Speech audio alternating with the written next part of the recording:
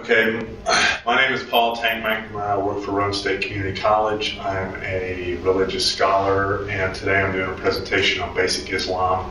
It's a little bit more than basic, but I decided to name it Basic Islam. And in the future, I plan on doing early Judaism and probably Buddhism. So let's get started. Now, the preface to understanding Islam is that the word Islam is an Arabic word, and it is related, it means submission, but it is rooted in peace. So, like salam, Islam is rooted in the word peace. So, a Muslim is one who submits to God. Allah is very important. Some persons that have little knowledge about Islam believe that Allah is only a God for Muslims. It's not true. Allah is actually Arabic for the God. Allah, the God. And it's singular, very important, because Muslims are believe in a single monotheistic God. So that's the start, and let's move forward. Now the lineage goes, and this a lot of Christians and Jews as well don't even know that the Abrahamic religions include Muslims, Jews, and Christians. Okay, so as you can see from the chart, you have Abraham who had Ishmael, who was born first actually to Hagar, who was his handmaiden, and then he had Isaac after Ishmael. Okay, so Abraham with Hagar had Ishmael, and Abraham with Sarah had Isaac. And then you can see the lineage from there going down to Muhammad, from Ishmael and Isaac, Moses, and Jesus. Okay, it's very important to understand that Islam, Judaism, and Christianity is part of the whole Abrahamic religions.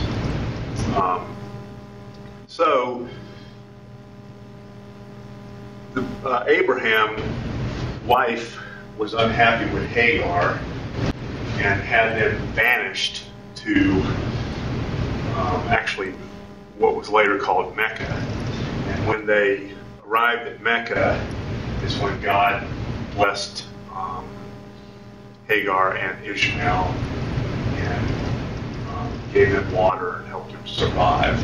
So that place was later called Mecca. The well was actually the water well was called Zamzam, and so the well is still there at Mecca, I believe, as of today. So, all right, let's move forward. All right, now, actually, I'm going to jump ahead a little bit. In Mecca, there was a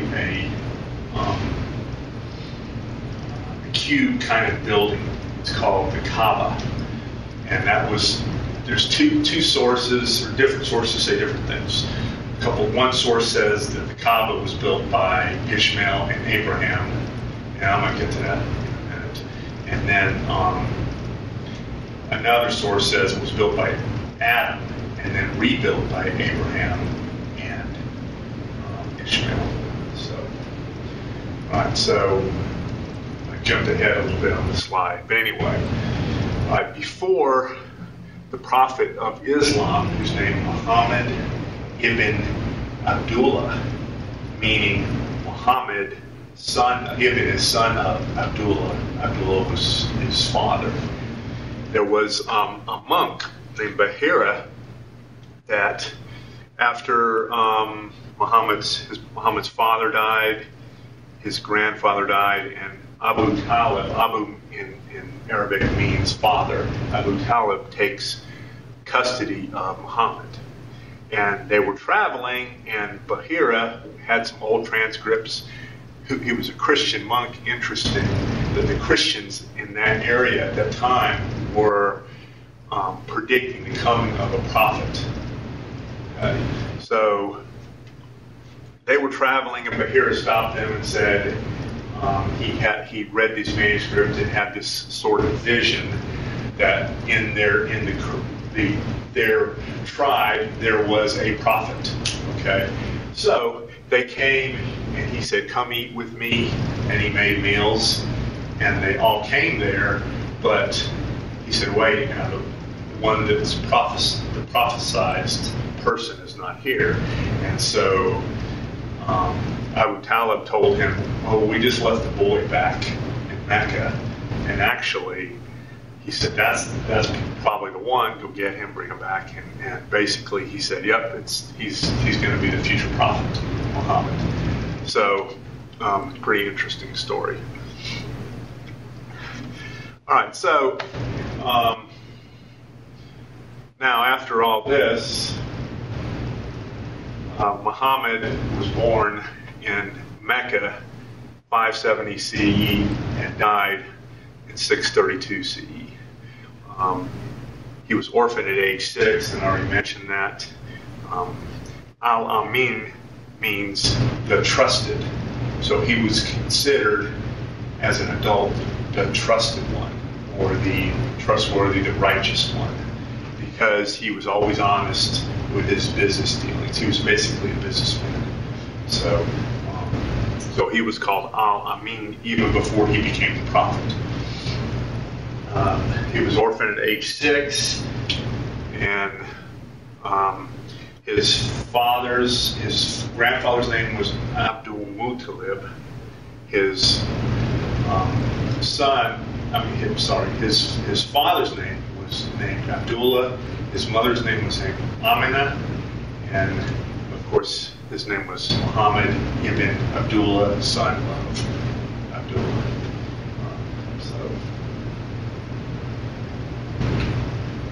Now, before I get into this, let me mention that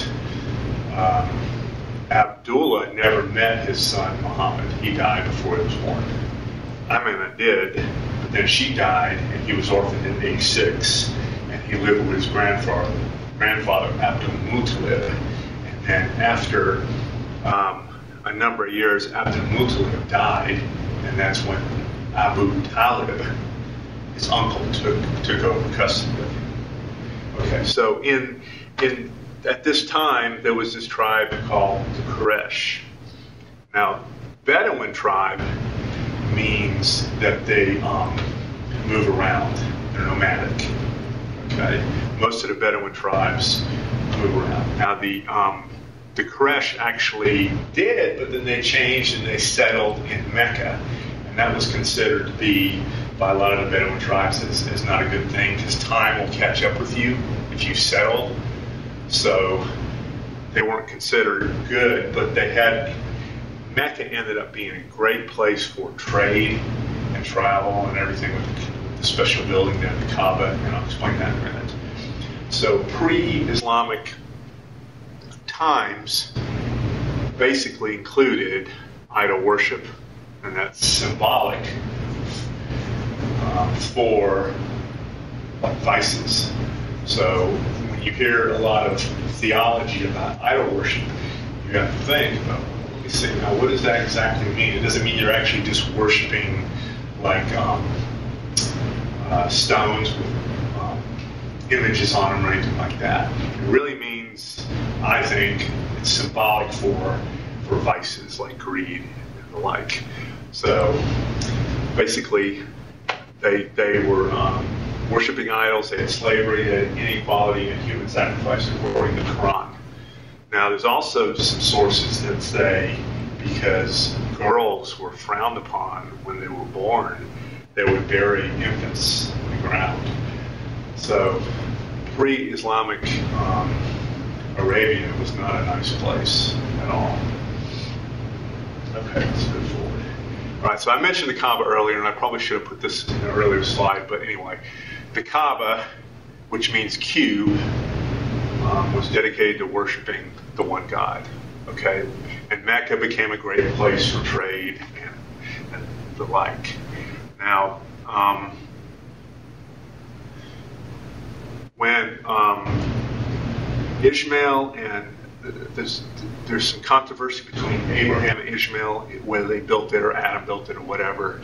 But there was a stone in the Kaaba that was a black stone, and a lot of scholars consider it like an old meteor or something. But according to the sources in Islam, they say that this black stone was once white. It came down from heaven as a white stone, and because of man's sins, it turned into black. And it's in the eastern corner of the Kaaba. So that's interesting. And there's another story about that. When Muhammad was living in Mecca as a young man, the Quraysh tribe, there were different segments of the tribes, they had to repair the Kaaba and move the stone. Well, they all argued who's going to get the rights to put the stone back. And they said the next person that walks through that door is going to be the one that decides. And it was Muhammad, being the trusted one. So he walks in the door, he said, and they're looking at him, oh wow, it's Muhammad. It's great because he's the trusted one. And so he basically said there was 4 tribes, and they say, let's get a cloth and grab each side. So you had 4 of the tribes grabbing the cloth, put the stone in the cloth, and they moved it to the eastern corner of the Kaaba. And then they decided that Muhammad would be the one to place the stone there, the sacred stone. So that's the story of the Kaaba. And it's basically, it's a mosque now in modern day. So, okay, so let's talk a little bit about Muhammad. Born in Mecca at age 40 is where in the cave he received this message, this revelation from the angel Gabriel, which according to some of the oldest sources really shook him hard. Like he was shaking, nervous every time he got these revelations. And it was through a 21-year period that it really affected him. So it was later in 622 because he brought Islam, which is an egalitarian type of religion, to the Quraysh, which had turned into a cutthroat capitalist society. He brought this to them and said, you have to believe in one God, treat everybody with respect and equality. So as a result of this, he was not banished. He was sort of they put basically starved the Muslims, or tried to starve them in Mecca, an embargo sort of in Mecca. So he escaped with his people, and they had to sneak out at night and everything, and he almost didn't make it, to Yathrib, which is Medina, which means actually the city. Later was called the city of the prophet, but Medina actually just means the city, which is year 1 in the Islamic calendar. And then later in 629, after many battles, and I'm going to go through the battles in a minute, he comes back peacefully and brings peace to Mecca. And at the time when he came back, there was no bloodshed, and he even welcomed the ones that were still polytheists, that were still worshiping the idols, and eventually they all turned into Muslims because of the egalitarian spirit of the religion. And then he died in 632 next to wife Aisha, unmarked grave. So the message of the Quran is basically egalitarian, and in particular to respect Jews and Christians because they were considered to have received earlier revelation about the monotheistic God. Okay, so when Muhammad brought this message to Mecca, he did not intend to create a new religion. he wanted to just say, get everybody back on track. Egalitarian belief in one God. Okay, everybody's equal, everybody has rights, slave, woman, no matter what. That's very important. And so because Christians and Jews believe in the one monotheistic Abrahamic God, they are to be respected by Muslims, basically. Okay. Now, the thing that's important about Islam is there's more of an emphasis on orthopraxy versus orthodoxy. Okay, orthopraxy meaning standard practice, orthodoxy meaning standard doctrine. Okay, so this is important because Muslims believe community, ummah, is important. You know, compassion, charity, distribution of wealth, and I'm not talking about any kind of political fascism or socialism. I'm talking about just a fair rights for everyone in this case. And there was a negative, somewhat view of theological speculation about God. So it wasn't until 100 years ago or something where you had a lot of theology about who exactly, about Islam, what it means, just to, doing an exegesis on the whole Quran and hadiths and all that. And I'll explain that in a minute too. So this is a very important message, that they're concerned about community, compassion, charity, and equality. Okay, so the revelation of the Quran took 21 years to complete. It's important to there's 114 chapters called surahs in the Quran. It's important to understand the Quran in context. So if there's one little piece that says kill somebody, you have to understand what's going on during that time. Understand the whole text. And that's what's very important. Because when Muhammad got this revelation over 21 years, he was in defense of his religion, his new religion, his monotheistic religion, being attacked by tribes and the like. And I'll explain that a little more in a minute. Here's some quotes speaking about how humanity should live together peacefully through their differences. Another quote that's often used is, killing someone that's innocent is wrong. Saving someone is a good thing. Do not hate people. Be merciful. And basically, the Quran is very clear that war, fighting, is a last resort, and it's done only in defense. So, now, jihad is profoundly misunderstood. Most people think it means holy war. It does not. It means to struggle or strive. Qital is the Arabic for war. So, the greater jihad in Islam is a personal struggle to gain morality, compassion, and those things. The lesser jihad is a struggle to preserve the community, combat and defense only against oppression and transgression. Okay, it's very misunderstood. It does not mean holy war. You ask 9 out of 10 people on the street, and they'll say it means holy war. Just walk on the street and say Chicago.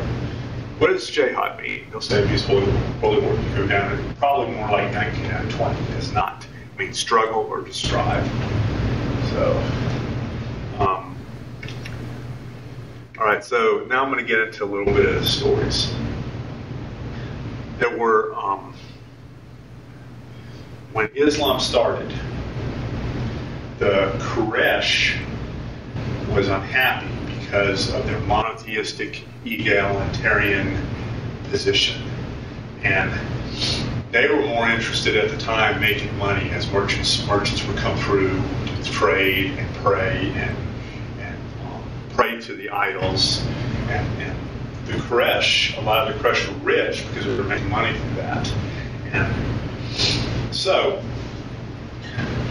being unhappy with the Muslims, they put an embargo on them and basically starved them almost to death. And this is how the wife of Muhammad, Khadijah, and I'll mention that in a minute, that's how she died. She basically died because she sold everything to try to help the Muslims in other societies.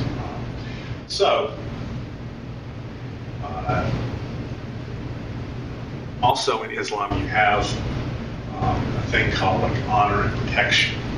It's almost like the whole mafia, not Islam, I'm sorry, pre-Islamic Arabia. It's almost like the whole mafia thing. We talk about honor, protection, and vendetta. Pre-Islamic Arabia was like that. So if you didn't have someone powerful backing you, then they would kill you. And Muhammad had Abu Talib backing him. He was very respected. So when he died, Muhammad had nobody backing him. And basically a lot of these people, some of the weaker ones, had nobody protecting them. So he sent them to Abyssinia, which is later was called Ethiopia, where a tolerant Christian king welcomed the Muslims. And the Quraysh sent a man who was against them to try to have this king destroy the Muslims. His name is Ammar. And he went and tried to talk to this Christian king and saying, destroy these Muslims because they're evil and they bring bad things to you. They don't believe in Jesus. And basically the king asked the Muslims, and they said, we believe in one God, we believe Jesus was a prophet. We're a little different, but we believe in egalitarian and compassion. So the king, being tolerant and respected their religion, told Ammar to go away. So they lived peacefully there. And then the rest of the Muslims went to Yathrib, which was Medina, and they had to sneak away. And once they got to Medina, they had to there were Arab Jews and pagans that lived in Medina, and actually Muhammad was welcomed there to try to settle a tribal warfare with the Jews and the pagans that was going on there. He was welcomed because he was known as Al-Amin, and as a man that was strong and peaceful. Okay, so in one sense you had one group going to Abyssinia, or modern Ethiopia, and then you had Muhammad and his people going to Yathrib, Medina, which was 250 miles north of Mecca. Okay, and he was welcomed there to try to mediate the conflicts. Now, when he got there, let's move forward. Yeah, this gives a good map. When he got to Medina, he had learned quite a bit about the Jewish faith. Okay, read the Hebrew Bible, because he got very close to some Arab Jews. But there were some other Arab Jews that were not happy with him, because they didn't believe he could really be a prophet and not be Jewish, because they were the chosen people. So, at least most sources say that they tried to poison him. And, but again, he was very close to some of the smaller clans that were Jewish, and that's how he learned about the Hebrew Bible. And I'll get into polygamy versus polygamy in a minute on that. So let's move forward. And that's a really good description. About 250 miles north, Medina, on Mecca. Okay, so there's 3 battles that were major during the time before the Muslims came back to Mecca and they were able to live peacefully there. The Battle of Badr, Uhud, and the Battle of the Trench is to me the most interesting one. In all these battles, the Muslims were for the most part defensive. Okay, they were in Yathrib. They didn't have much. The Quraysh had taken what little stuff they had and tried to sell it. So this is what caused some of the battles, some of the earlier battles, like Badr. They were taking caravans to sell the Muslim stuff, and the Muslims intercepted the Quraysh in doing this to try to get some of their stuff back. Okay, and this was common during this time anyway to do these kind of battles like this. But what's interesting is the Battle of the Trench. So the Muslims are in Yathrib or Medina, trying to live peacefully, and you have thousands of Quraysh trying to crush them. Basically they wouldn't leave them alone. So Muhammad, actually one of Muhammad's close friends, had said, "Hey, how about building a trench around the city?" And so they did that. They dug a big circle basically around the city, so their horses couldn't get over and they couldn't attack. And so when the Quraysh found this out, they thought this is a dishonorable way to fight. This is not the right way to fight. But at the time, the Prophet wasn't interested in what's honorable about battling when he was trying to save his people from certain death. Okay, so they dug this trench and basically defeated the Quraysh, which was very interesting. So because of all this, Islam is a little different than Christianity and Judaism. As he was winning these battles, some of these Quraysh were saying, "Hey, Muhammad is beating the odds big time, and because he's doing that, God must be on his side." Now, in Christianity, if bad things happen to you, you often think that I'm blessed because I'm learning from the bad things. But in this case, in Islam, they were blessed because he was defeating the odds. So this was interesting. So let's move forward a little bit. Now, it was after these battles, finally, Muhammad declared a truce with the Meccans. And so they had peace while Muhammad was in Medina, and the Meccans or the Quraysh were in Mecca. Okay. So, but 2 years into the truce, they broke it.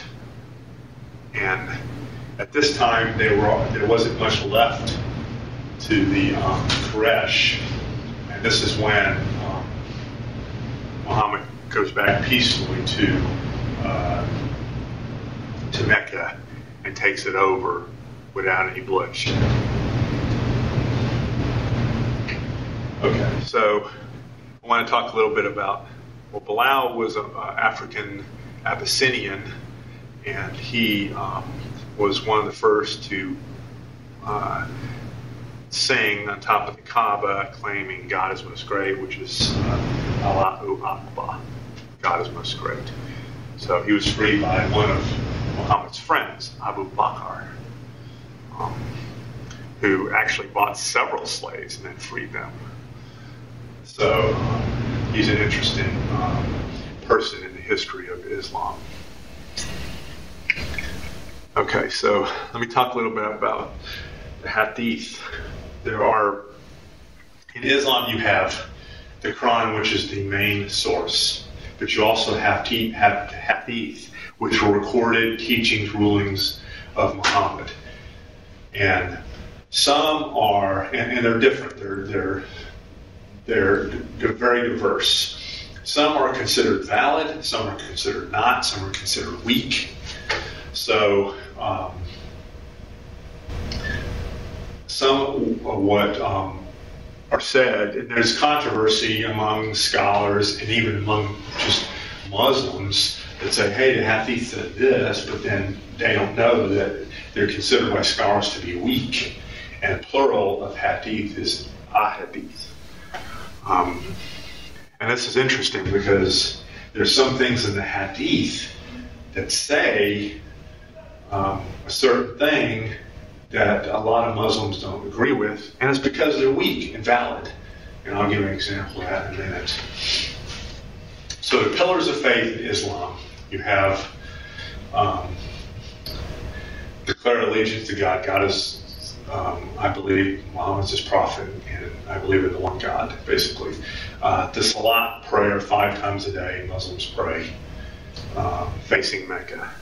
Zakat is the charity, and then you have Ramadan, which is going on the 9th month of the Islamic calendar, and it's they fast. Muslims fast during the day, and at night they do whatever.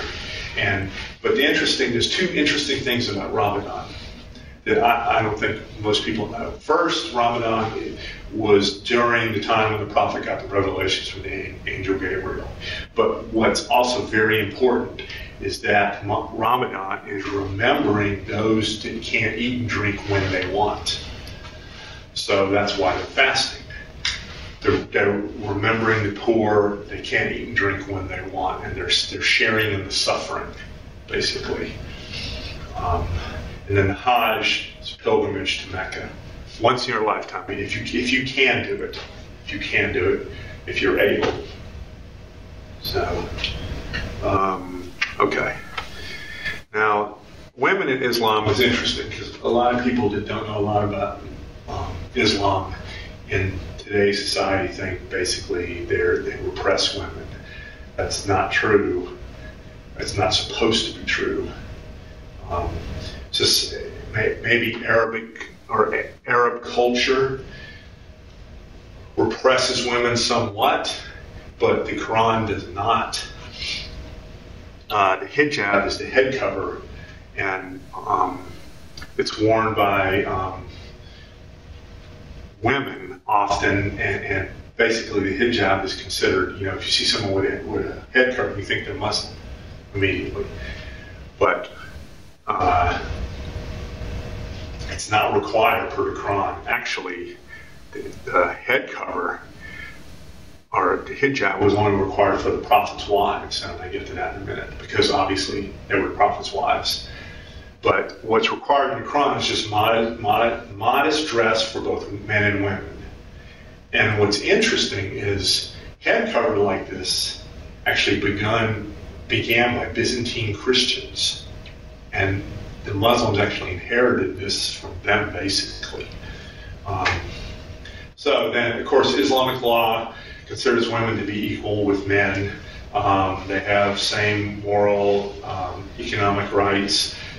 Husbands do not acquire their wives upon marriage, and women have a full right to vote in Islam and can hold positions of authority over men, and had this long before some of the women's rights happened in the United States, or the early 1900s or something.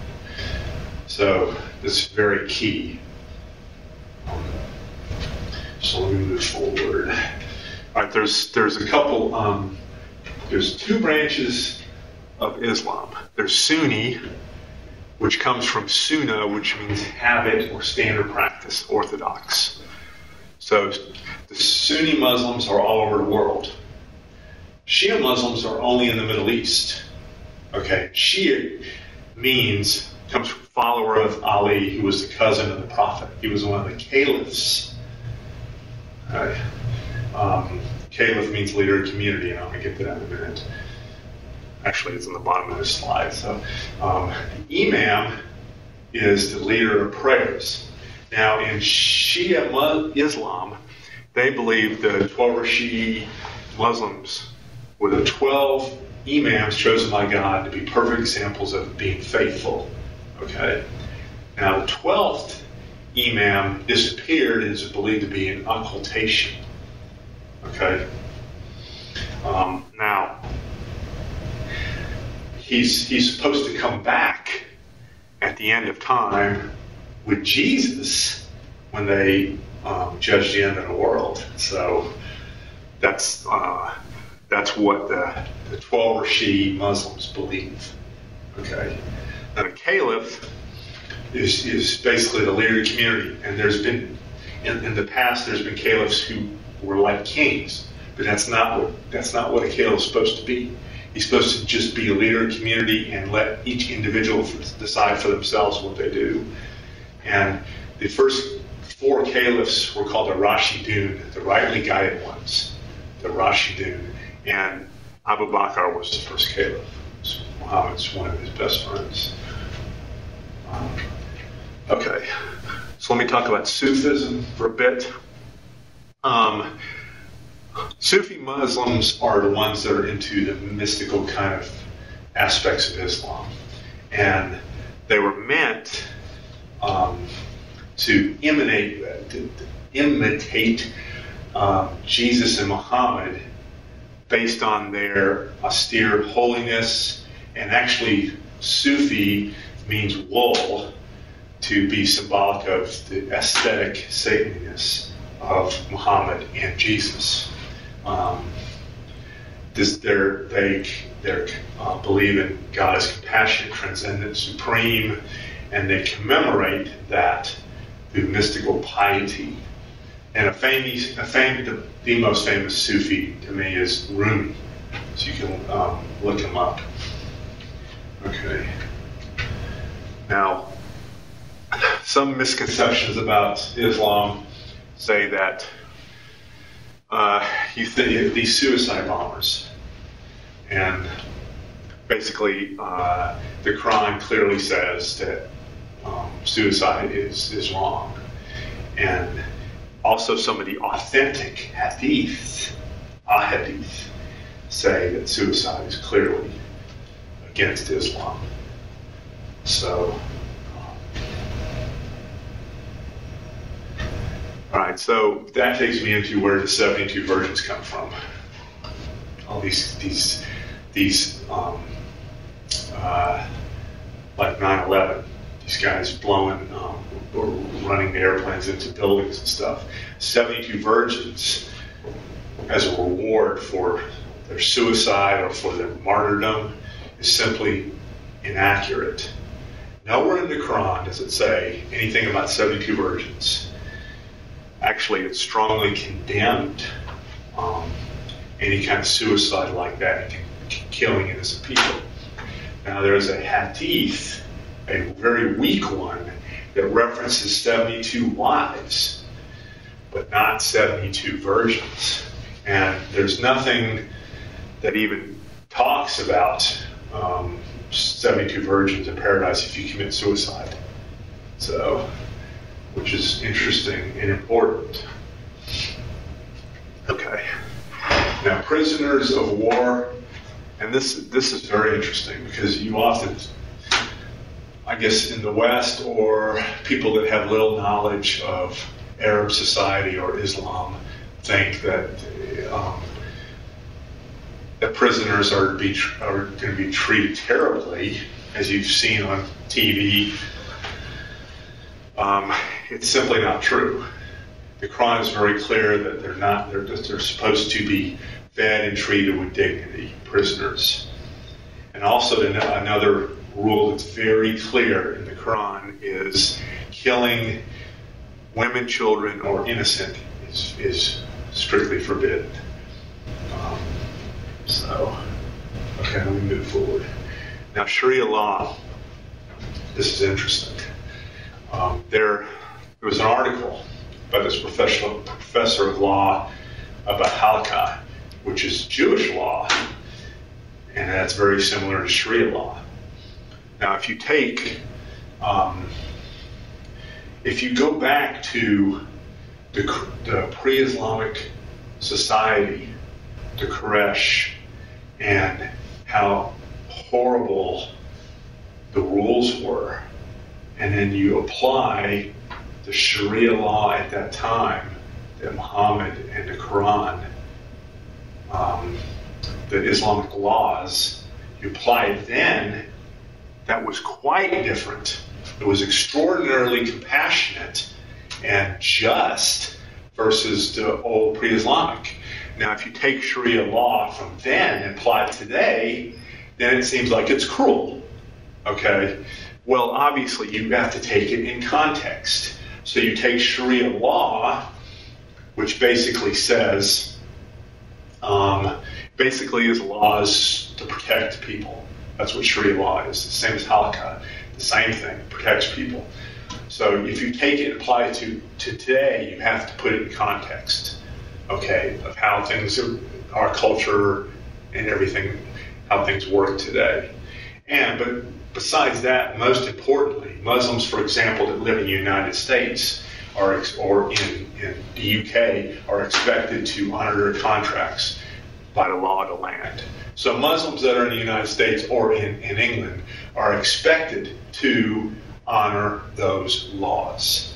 Okay, you're not going to go off and say, oh, we need Sharia law, anything in the 7th century. And another thing that's interesting is the North American Council and a lot of the Islamic scholars see no conflict with Sharia law and the Constitution, the laws of the U.S. Constitution and the Bill of Rights. Now, I'm not sure about England and all that, but I'm sure it's very similar. The laws are very similar.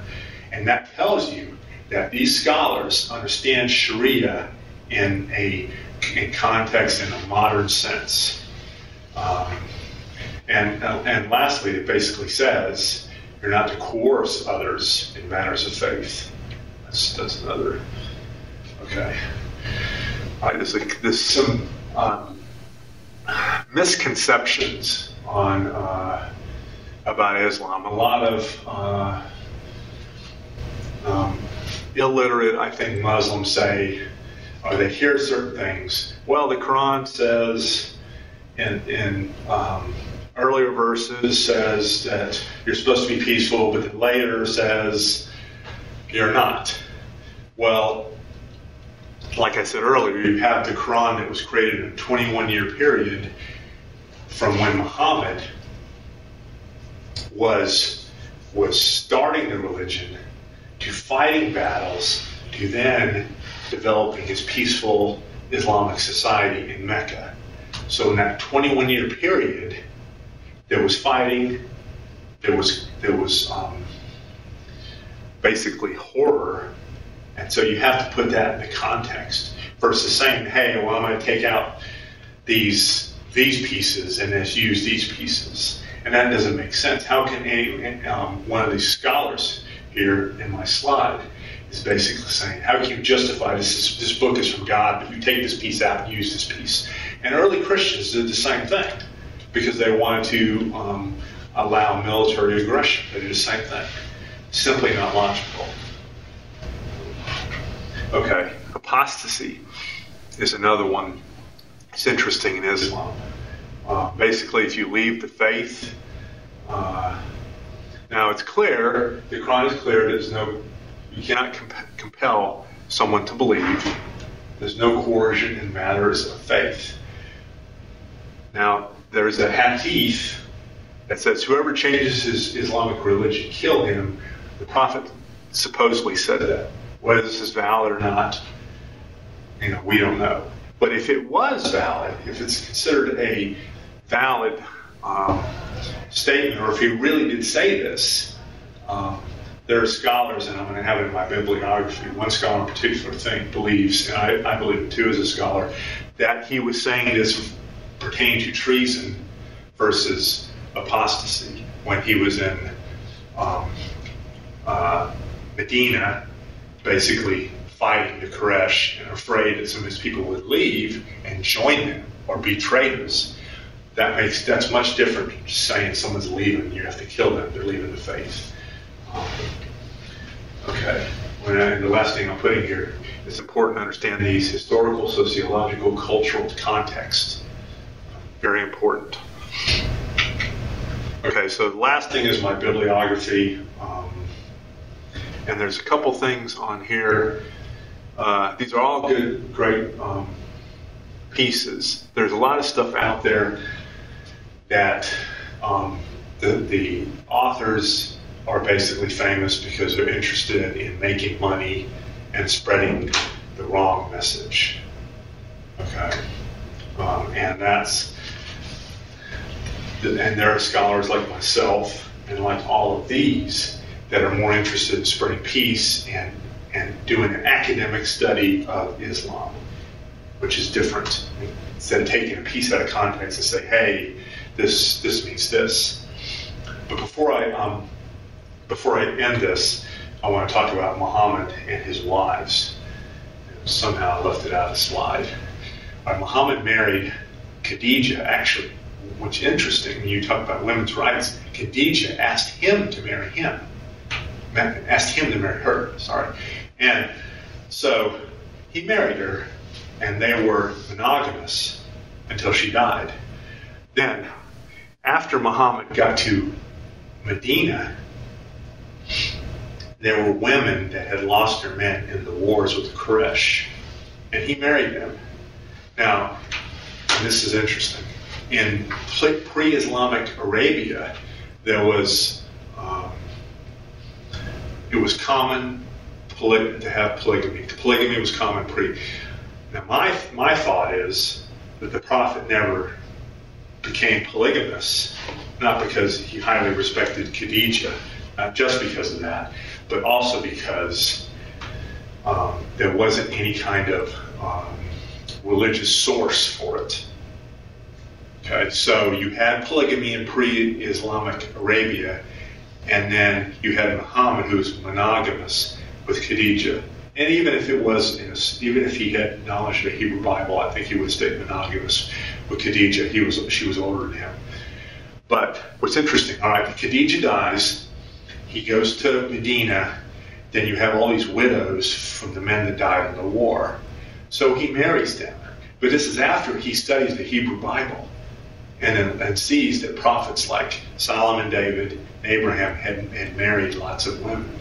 So that explains why he went from monogamous to polygamy. And in all cases, except for one, well, most cases, there might have been one or two, there actually were more that weren't widows. There were 2 or 3 that weren't widows. But anyway, a lot of them were widows. And then he married Abu Bakr's daughter, Aisha, as well. And he only married one virgin out of all these women that he married. Okay? And in early Islam, if you're allowed to marry up to 4 wives, and if you marry them, you have to treat them equally. And some think the Quran, when it says that, is basically saying that you really should just marry one person, you should be monogamous, because no human being can treat 4 women equally. So it could be it could be a statement of symbolism, basically. Only God can treat 4 women equally. Humans can't. So, because the Prophet was exceptional, maybe he was the only exception. So that's where you have a lot of scholars that think in that sort of way, including myself. So anyway, all right. So I'll end with the bibliography. There's a couple that they're all good, but a couple that are very important. First is Karen Armstrong, Islam: A Short History, and then you have Martin Lane's The Life of Muhammad, based on earlier sources. And then you have Ahmed Safi, who's a scholar at UNC, and he's written a book called Why the Prophet Matters, which is exceptional. They're all exceptional scholarly, academic pieces on Islam. All of this. They're not out to make money. They're not greedy. They're not trying to spread hate.